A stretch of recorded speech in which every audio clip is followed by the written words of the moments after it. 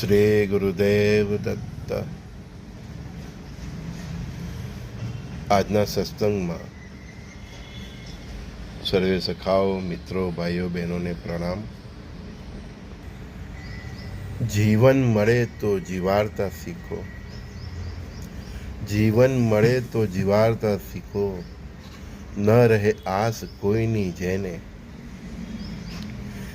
એનો વિશ્વાસ નિભાવતા શીખો.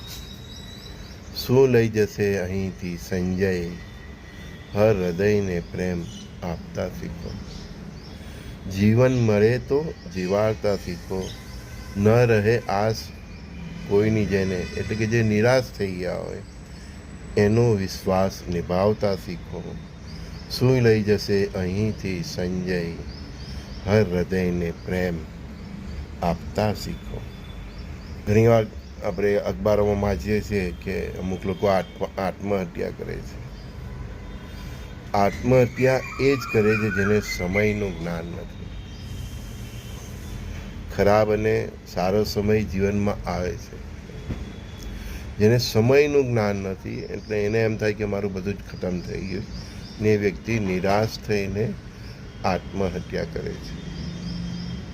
સનાતન ધર્મ અને એની સંસ્કૃતિ એ જો આપણે અપનાવી હોય ને એને આપણે સમજ્યા હોય, વેદ ઉપનિષદ બધા શાસ્ત્રોને સમજ્યા હોય, જ્યોતિષ શાસ્ત્રનું પણ થોડું જ્ઞાન હોય તો માણસને ખ્યાલ આવી જ જાય છે કે સારો અને સમય, ખરાબ સમય જીવનમાં આવતો રહે છે, ચડતી ને પડતી આવતી રહે છે. સમયનું જ્ઞાન માણસને અવિવેકી કાર્ય કરતા અટકાવે છે. અને પહેલાં જ કહ્યું કે ન રહે કોઈને આસ, એનો વિશ્વાસ નિભાવતા શીખો. હવે હતાશ લોકો હોય એને મળો, એને પ્રેમ આપો, લાગણી આપો અને કાળચક્રના જ્ઞાન પ્રમાણે એને પરિસ્થિતિમાંથી બહાર નીકળવાનો રસ્તો આપો. જીવ માત્ર પ્રેમનો અધિકારી છે. એને પ્રેમ આપો, સખા ભાવથી પ્રેમ આપો, મિત્ર ભાવથી પ્રેમ આપો. પુત્ર પુત્રી, વહુ દીકરા, દાદા દાદી, નાની એ સૌને એકબીજાના પ્રેમના અધિકારી છે. એ સૌને પ્રેમ આપો ને ઘરમાં એવું વાતાવરણ કરો કે સૌની વચ્ચે પ્રેમ રહે. જળ ચેતન સૌ પ્રેમના અધિકારી છે. સૂર્યને જળ ચડે છે, તુલસી અને અન્ય વનસ્પતિઓને પણ જળ ચડે છે. ગાયને આપણે ચારો આપીએ છીએ કે કૂતરાને રોટલો, એ બધા જ પ્રેમના અધિકારી છે. નદી સમુદ્રને ભરે છે, વૃક્ષો ફળ આપે છે, એ પ્રેમ જ છે. પ્રકૃતિનો નિયમ જ છે આપવું, અને એ રીતે પરસ્પર આપવાની ભાવના એ જ પરસ્પર દેવો ભવ. તમે જો વૃક્ષોને કે ફળ આપે છે, આપણે એને પાણીનું સિંચન કરીએ કે નહીં કરીએ, એની માવજત કરીએ કે નહીં કરીએ, એ આપણને પ્રેમ આપે છે. સૂર્યનારાયણને તમે જળ ચડાવો કે નહીં ચડાવો, એની પૂજા કરો કે નહીં કરો, એ તમને પ્રકાશ આપે છે, તંદુરસ્તી આપે છે. ચંદ્રદેવની પણ તમે પૂજા કરો કે નહીં કરો, એ રાત્રે પ્રકાશ આપીને તમારા જીવનમાં રહે અંધકારને દૂર કરે છે. એમ પણ જેનો ચંદ્ર સૂદ અને સૂર્ય સૂદ, એના જીવનમાં કોઈ અંધકાર જ નથી રહેતો. તો પ્રેમ વહેંચતા શીખો, ને એ પ્રેમ હોય તો તમે આપતા ઓટોમેટિક જ શીખી જશો. તમારું હૃદય જેટલું ઉદાર થઈ જશે, તમારી પાસે જે હશે તમે એ વહેંચતા શીખી જશો. ને આપણે સૌ અહીં વહેંચવા જ આવ્યા છે, ને પછી એના રિટર્નમાં જે મળે એ આપણું ભાગ્ય. આવો ભાવ જાગૃત કરવા માટે એક સરળ ઉપાય કે જ્યાં સુધી લોભ, તૃષ્ણા, અદેખાય અને કામ છે ત્યાં સુધી મન પવિત્ર થતું નથી. એટલે જ્યાં સુધી લોભ, તૃષ્ણા, અદેખાય ને કામ છે ત્યાં સુધી મન કઈ રીતે પવિત્ર થાય, અને મન પવિત્ર નહીં થાય ત્યાં સુધી ચિત્ત સ્થિર નહીં થાય, જ્યાં સુધી ચિત્ત સ્થિર નહીં થાય ત્યાં સુધી બુદ્ધિ કેવી રીતના શુદ્ધ થાય, અને બુદ્ધિ સ્થિર ન થાય, પવિત્ર ન થાય તો એ બુદ્ધિથી કરેલા કર્મો કઈ રીતે શુદ્ધ હોય, અને કર્મો શુદ્ધ નહીં હોય તો મનુષ્ય એનું પાપનું સર્જન કરે છે.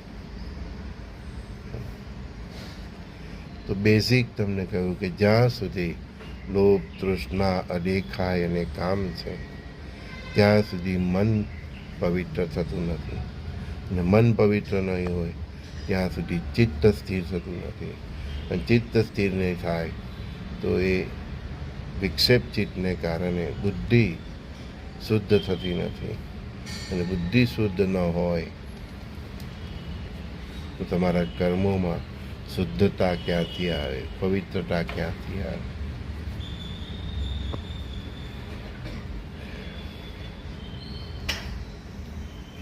આપણી સંસ્કૃતિએ જે આ વિચાર આપ્યા છે એ આપણા મનરૂપી સોફ્ટવેરને શુદ્ધ કરવાના જ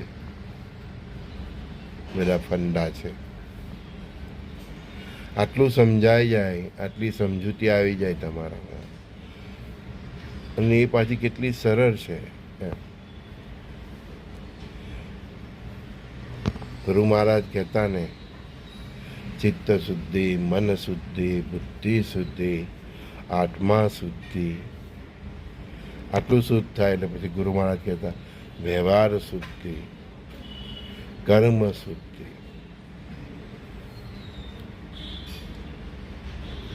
આટલું શુદ્ધ થાય એટલે મનુષ્યની આધ્યાત્મિક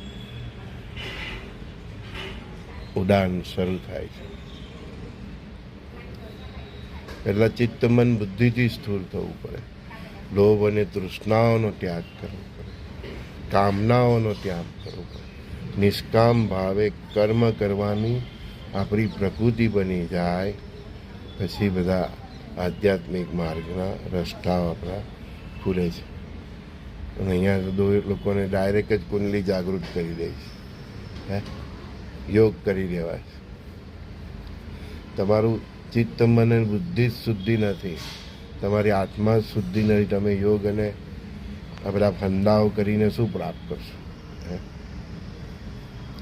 અને કુંડલી શુદ્ધ થાય કે જાગૃત થાય એ તો તમારી આ અવસ્થાઓ થાય પછી તમારી ભક્તિ સુરત થાય, ને પછી પરમાત્મા એ કુંડલી રૂપીના દ્વાર એક પછી એક ખોલે છે.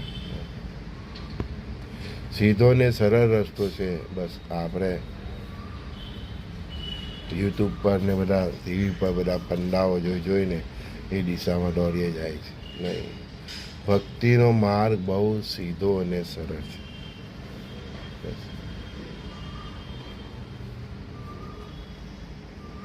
સખા ભાવ ને પરસ્પર દેવો ભાવના ભાવ સુધી પહોંચી ગયા પછી ભક્તિ બહુ સરળ છે. જ્યાં બેઠા ત્યાં ભજન છે, જ્યાં બેઠા ત્યાંથી સત્કર્મ છે. તમારી પાસે આવનાર દરેકનું કલ્યાણ થતું જ રહે છે. તો ભક્તિ માર્ગમાં આગળ જવા માટે આપણે શરીરથી, તન મનથી શુદ્ધ થવું પડે, તનથી શુદ્ધ થવું પડે, મનથી શુદ્ધ થવું પડે, પછી ધનથી પણ શુદ્ધ થવું પડે. એટલે આપણે કોઈ ધંધો વેપાર કરતા હોય તો એની આવક પણ પવિત્ર હોવી જોઈએ. દુનિયાને કસાઈની જેમ કાપી નાખીએ અને પછી ભક્તિ કરીએ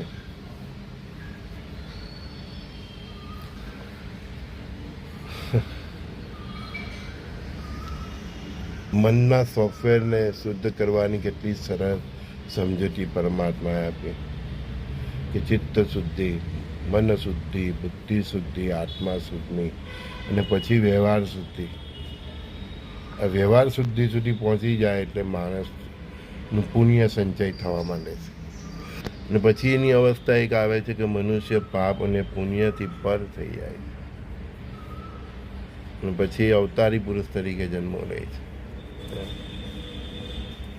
તો લોભ તૃષ્ણા અદેખાય અને કામ વાસના લાલચ એનો પ્રથમ ત્યાગ કરો. પરમાત્માએ જે આપ્યું છે એ ભાગ્યનો સ્વીકાર કરો, એ દુર્ભાગ્યનો સ્વીકાર કરો અને યોગ્ય દિશામાં પવિત્ર ભાવે કર્મો કરીને દુર્ભાગ્યમાંથી મુક્ત થઈને સૌભાગ્યની રચના કરો. અમે એ જ તો રસ્તો બતાવીએ છીએ, આવે છે તેને જેટલા પણ મળી ગયા તેને પણ આ જ રસ્તો બતાવ્યો છે. આચરણ શુદ્ધિ, વ્યવહાર શુદ્ધિ વિના કંઈ પ્રાપ્ત થતું નથી. તમને એમ થાય કે તમારી આજુબાજુ બદમાશ લોકો આટલા બધા સુખી છે, તમે કેમ નહીં? એ બદમાશ સુખી છે એટલે ગયા જન્મમાં પુણ્યથી પરમાત્મા એને આપેલું છે, બેલેન્સ છે, તે છે. એ બેલેન્સ પૂરું થાય એટલે પછી એની પણ દશા વિશા ચાલુ જ થઈ જાય, એની દુર્દશા ચાલુ જ થઈ જાય. ઘણીવાર કોઈ એના પુત્રના ભાગ્યથી સુખી હોય, ઘણીવાર કોઈ એના પત્નીના ભાગ્યથી સુખી હોય, ઘણીવાર કોઈ એના મા બાપના ભાગ્યથી સુખી હોય, ઘણીવાર કોઈ એના સંતાનોના ભાગ્યથી સુખી હોય. એટલે કોઈ મનુષ્ય સુખી દેખાય તો એના ઘણા કારણો છે. તમારી સ્થૂળ દ્રષ્ટિએ તમને ભલે નહીં દેખાતું હોય, અમે તો જોઈ શકતા હોય છે, એટલે અમને ખબર હોય છે.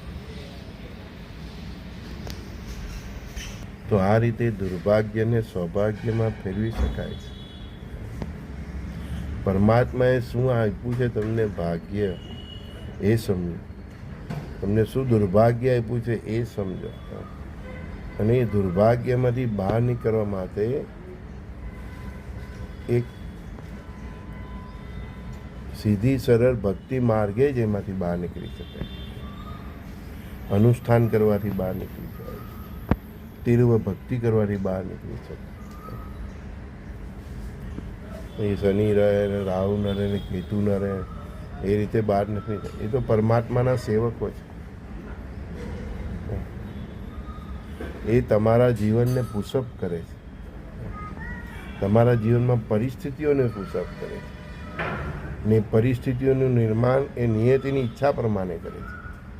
એક જ શનિદેવ, એક જ રાહુ, આ બધા ગ્રહો દરેક વ્યક્તિઓ માટે જુદી જુદી પરિસ્થિતિનું નિર્માણ કરે છે, અને દરેક વ્યક્તિનું નિયતિએ જે લખ્યું એ પ્રમાણે એનું પરિસ્થિતિઓનું પુશઅપ કરે છે. તો નિયતિને ફેરવવું હોય તો પરમાત્માને જ પકડવા પડે, એની એવી ભક્તિ કરવી પડે. એની સાથે મેં તમને કીધું કે લોભ તૃષ્ણા લાલચ અદેખાય કામ ક્રોધ આ બધાથી પર પણ થવું પડે. ભગવાનની કૃપા પ્રાપ્ત કરવી એકદમ સહેલી નથી. ભગવાનને ગમે પહેલાં એવા તો બનવું જ પડે, અને પછી એ માર્ગે ચાલીને મેં તમને કીધું ચિત્ત શુદ્ધિ, મન શુદ્ધિ, બુદ્ધિ શુદ્ધિ, આત્મા શુદ્ધિ, વ્યવહાર શુદ્ધિ. વ્યવહાર શુદ્ધિ પહોંચાડવાનું કામ અમે કરીએ છીએ, તો તમે ચાલો તો ખરા. વ્યવહાર શુદ્ધિ થઈ જાય એટલે તમારા કર્મો શુદ્ધિ થઈ જાય, કર્મો શુદ્ધિ થઈ જાય એટલે તમારું પુણ્યનું સર્જન થવા માંડે, એ પુણ્યના બળથી તમારા પાપનું બળ ઘટવા માંડે, અને પછી આગળ તમને મુક્તિ મળે છે. કેવળ ધન ધાન્ય સમુદ્રી મળે એ સુખ નથી. આત્માનું સુખ આ પાપમાંથી મુક્ત થવું એ છે. અમે તમને સ્થૂળ સંપત્તિનો પણ મળે અને એ આત્મા પાપમાંથી મુક્ત પણ થાય એ રીતનો માર્ગ ચીતીએ છીએ. સંજય બોરીવાલાના પ્રાતઃકાળના સત્સંગમાં સૌને મારા શ્રી ગુરુદેવને, મારી માતાઓ બહેનોને પ્રણામ. જીવનમાં ઈચ્છા થાય ને સત્સંગ કરવાની ઈચ્છા થાય તો હંમેશા આપનું સ્વાગત છે. સુરત આવજો, મળજો, સમય લઈને આવજો. શ્રી ગુરુદેવ દત્ત. વોટ્સઅપ નંબર છે 7405323000.